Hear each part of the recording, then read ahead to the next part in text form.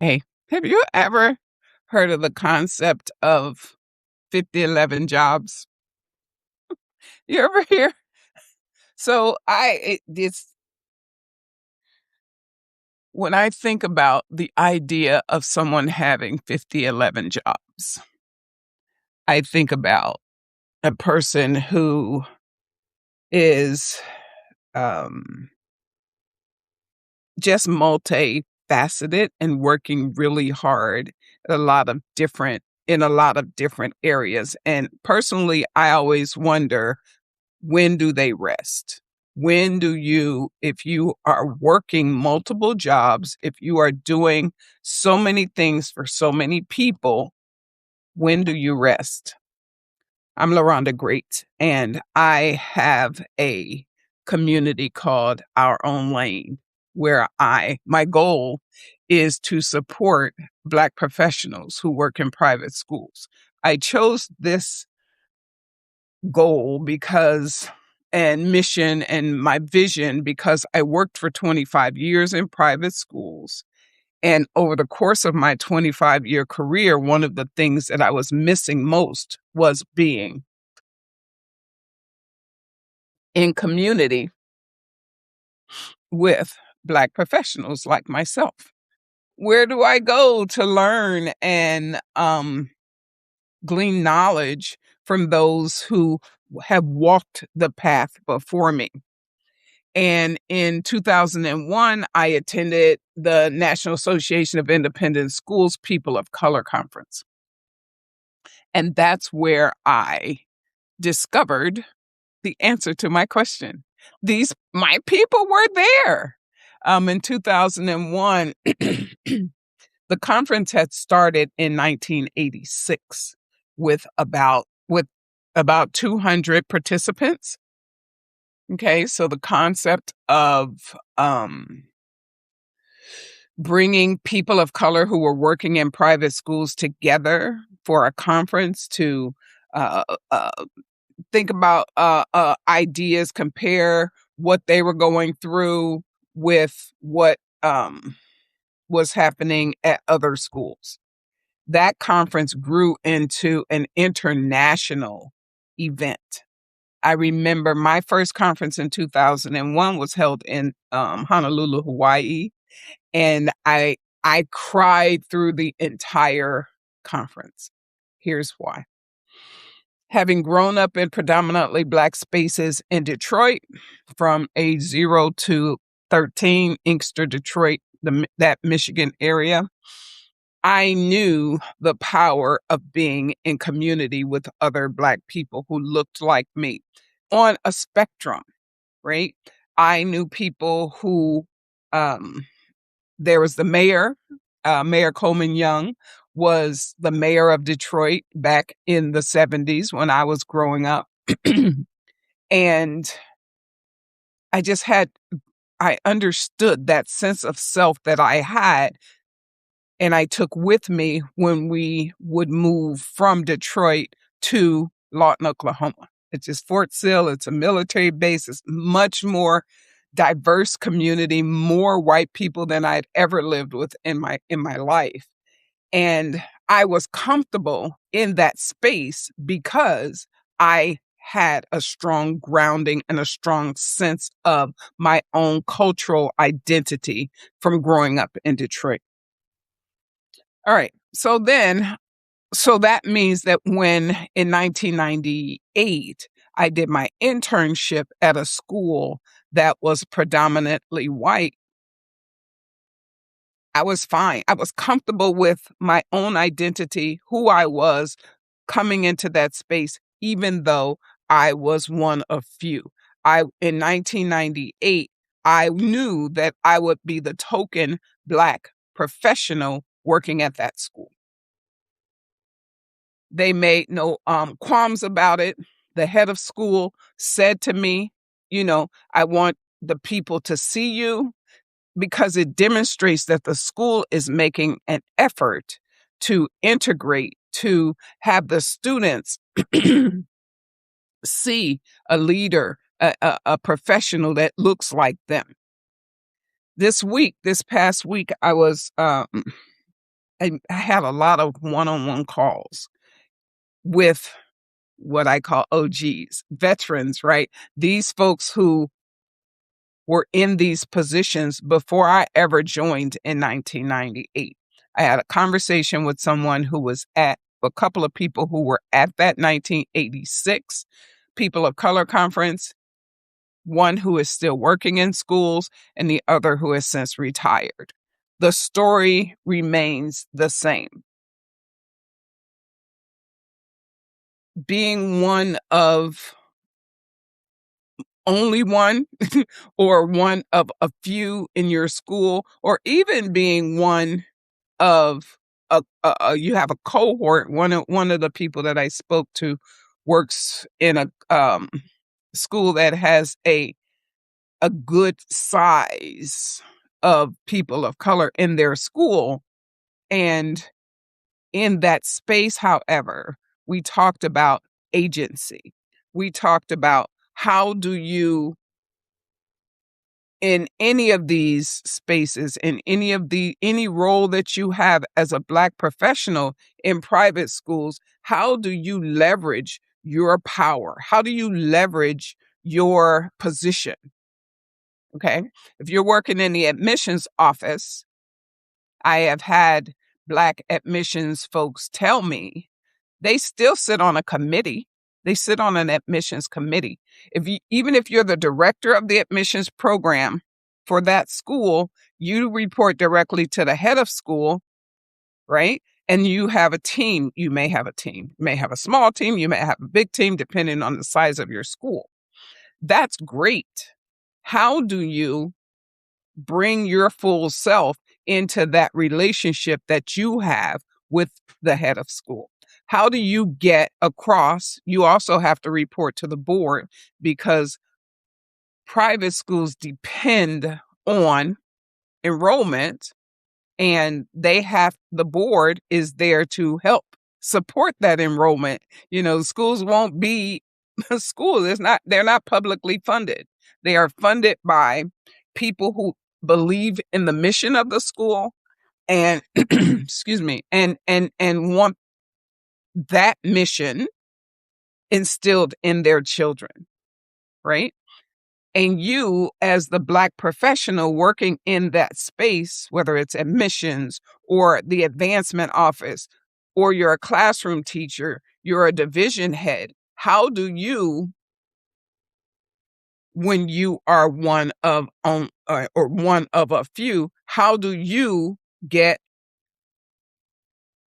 across the mission that you want to, the wisdom that you have, the knowledge that you have? How do you make sure that the school understands you've hired a Black professional to do the work, whatever position you're in? And while many, or I've heard some say that race should not play a role in the work or in any conversation, I disagree. I think that your culture, your race, your gender identity, all these things play a part in who you are and how you do your job. Okay, so you understand that point. Now let's get back to the 5011 jobs. So when I started Our Own Lane I started thinking about it in March. I was in a training program, and we were, I do a lot of ums, and I'm working on that and being coached. During the training program, we were asked to come up with an offer. What did I want to offer to the world? And I knew that my offer was going to be something that helped support that story that I just told. How do I help the Black professionals who are working in these schools to feel seen? How do I help them to grow in their leadership? How do I offer them access to my Rolodex, if you will. So when I started back in March with that idea, what I thought was, I don't want to work 50, 11 jobs.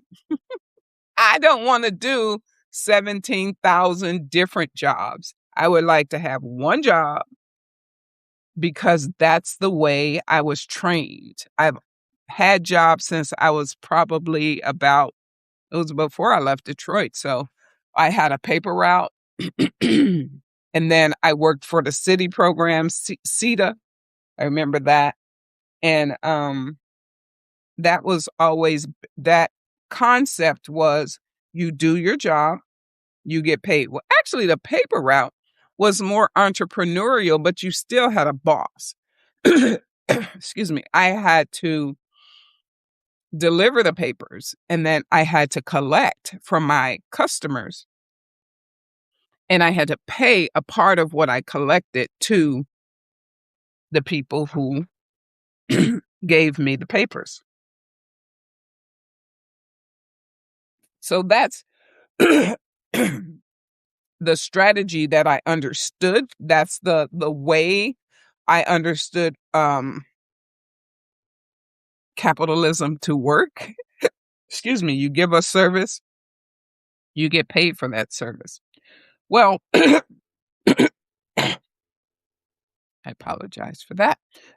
Building my ecosystem. So the concept of an ecosystem, I was like, what is that?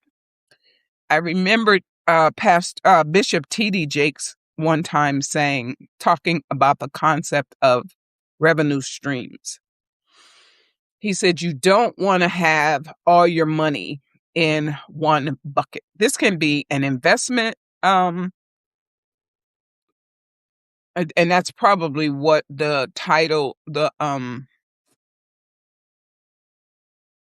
what he was teaching on was probably about investing and making money. And he talked about being the pastor of the Potter's House. And he wrote books. He did speaking engagements. He made movies. All these things were different revenue streams within his ecosystem that allowed him to pay his overhead. He didn't really have to depend on, and this is not me. I don't know that man up close and personal. I just know what I think what I remember hearing him talk about is that he had these different income streams so that he didn't need to take a salary from the Potter's House. He wasn't dependent on the tithes and offerings. And he wasn't. So I'm going to put a pin in that just because it's controversial, right? People have their feelings about these religious leaders who make money, etc. And I have my feelings, and that's not what this is about. This is about the multiple income streams that you need to have in order as an entrepreneur. And this is a lesson that I've learned since February and March of this year, when I came in with my my mindset around, well, how do you sustain your life when you want to give your passion to the world? Well, and using Bishop Jakes's model, he would preach. And I mean, he's not the only one. Again, I follow many, many entrepreneurs that serve as mirrors for me, Oprah being at the top of my list. And some of the advice that I've heard from Oprah has to do with her having mentors. I didn't realize how important it is when you're trying to start something new, especially like I'm doing. I need to have people to show me the way.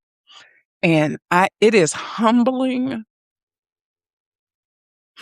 That is the exact word. I was humbled this week because I have been doing all of these things. I have packaged my idea. I know that I can offer value, and people keep asking the question, what is in it for me? What will the end result be? There will be no end result. It's similar to, I feel about that question, like I feel like, what is in it for me for living a life?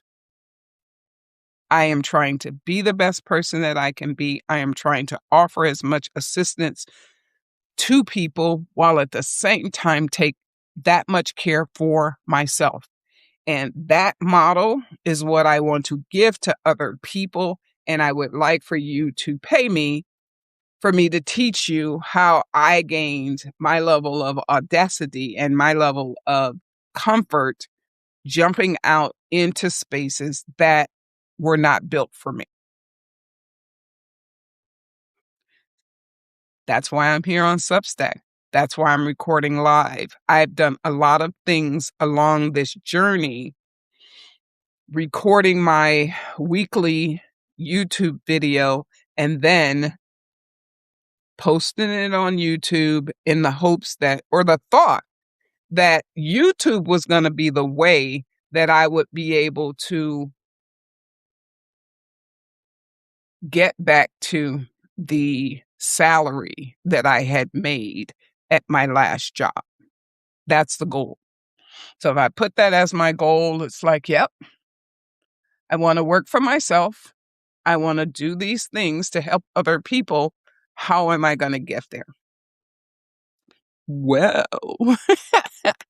with learning the new tools that the world has at our disposal in 2026. AI is here, and I have a good friend who works at a school in Atlanta who is on, I don't like the word progressive, but they are progressive in terms of helping schools, school leaders to understand the value of AI. And this, she told me that Anthropic is her AI tool of choice. And so that's Claude, da da da. I use Claude, I use ChatGPT, and I use a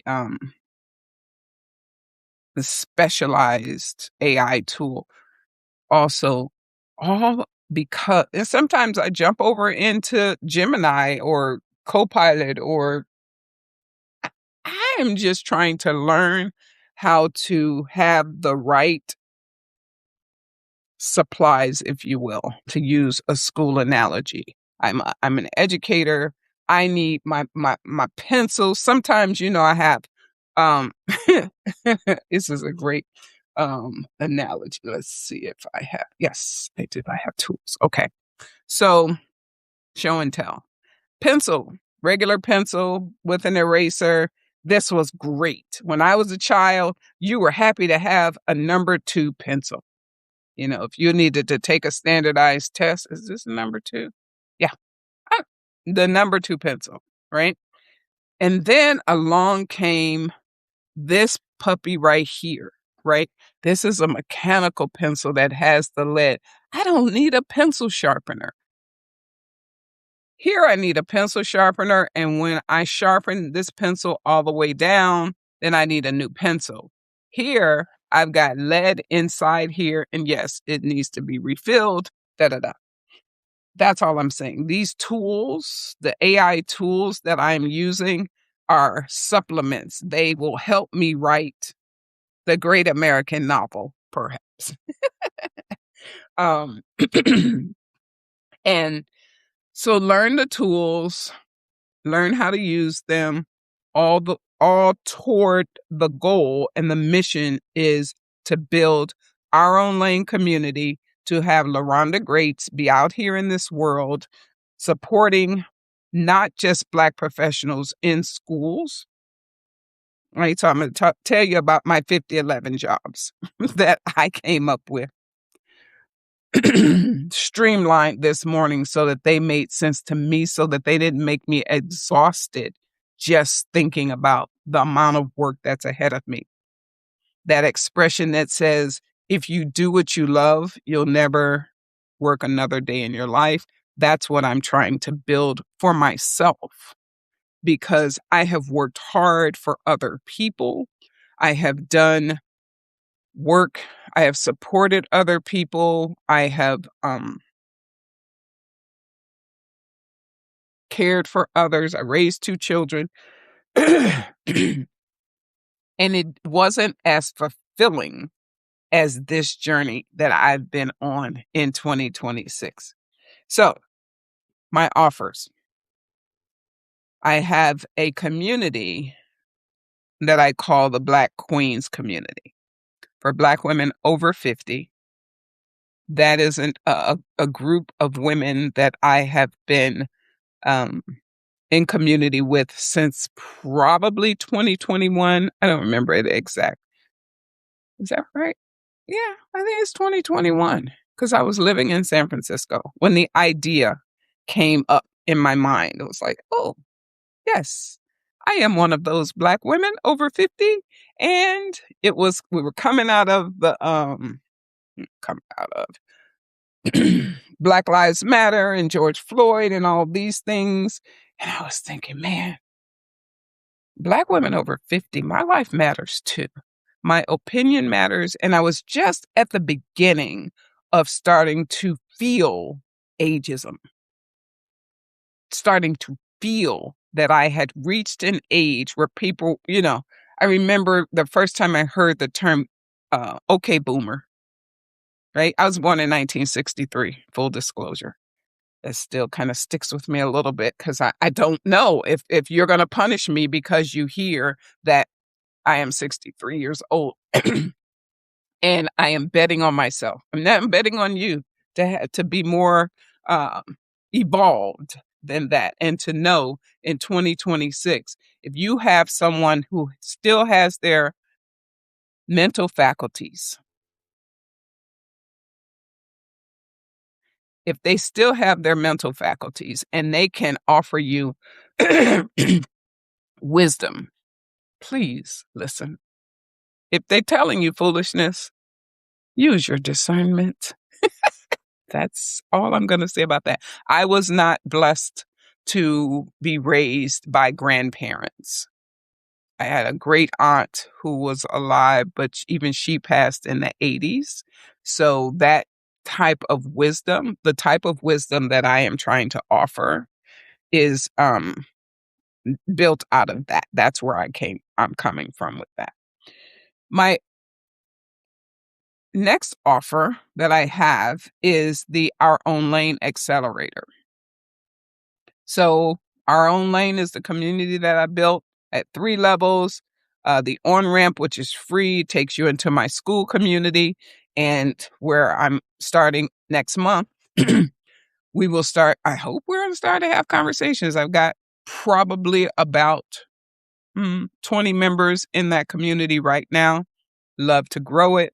If you're a Black professional who works in private schools, that's a free community that you can join and come in and share and just get to know other Black professionals who are similar to what I talked about, that I experienced for the first time after being hired to work at a school in 1998, and did not see us in mass until 2021.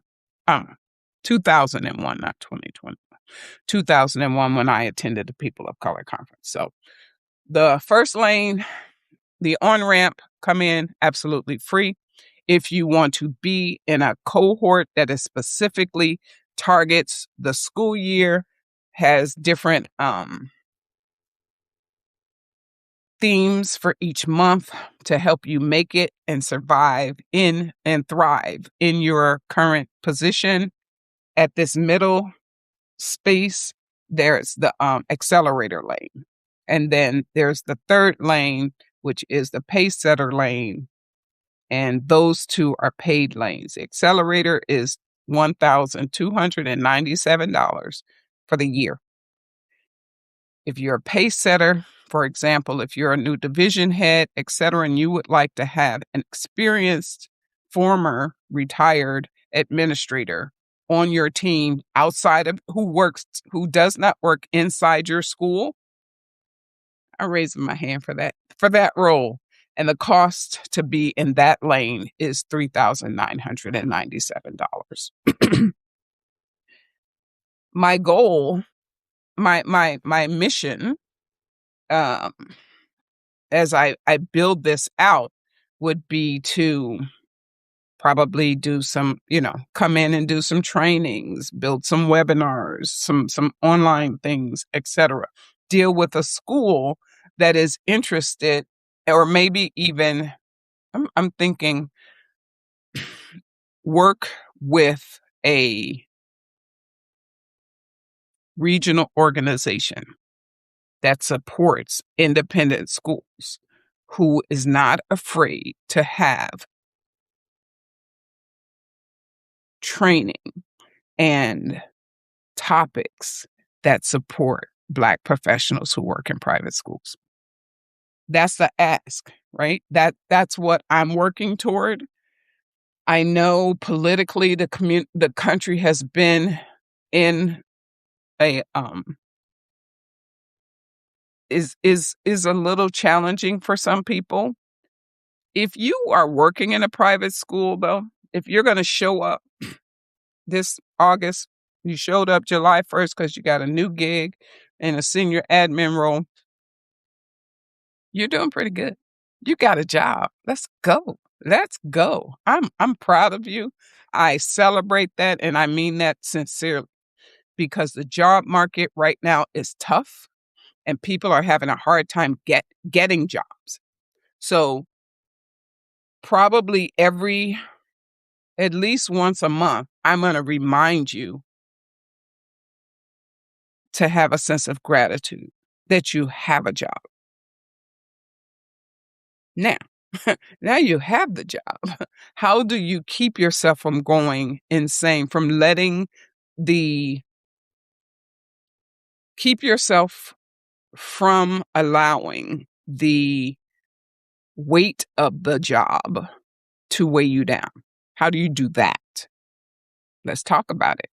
Let's talk about it, right? What are you doing on a daily basis? You drinking your water? You have affirmations that you maybe read every day. I have a great, I have a woman who I know who has an amazing card deck to help you with your affirmation. You don't have to do this by yourself. That's one of my taglines, and also my what I like to say is find your lane, find your people, and find them here. Okay? So that's my call to action. That's what I learned about the idea of not wanting to have 50, 11 jobs.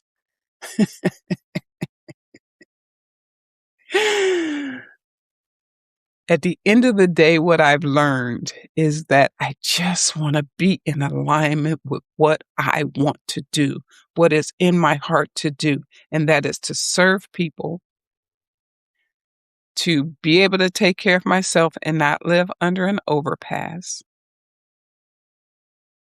I don't want to eat cat food. Haven't heard that in a while, but I remember when I was growing up, when I was younger, I think maybe Oprah might have did a show about, people, seniors. I'm a senior, right?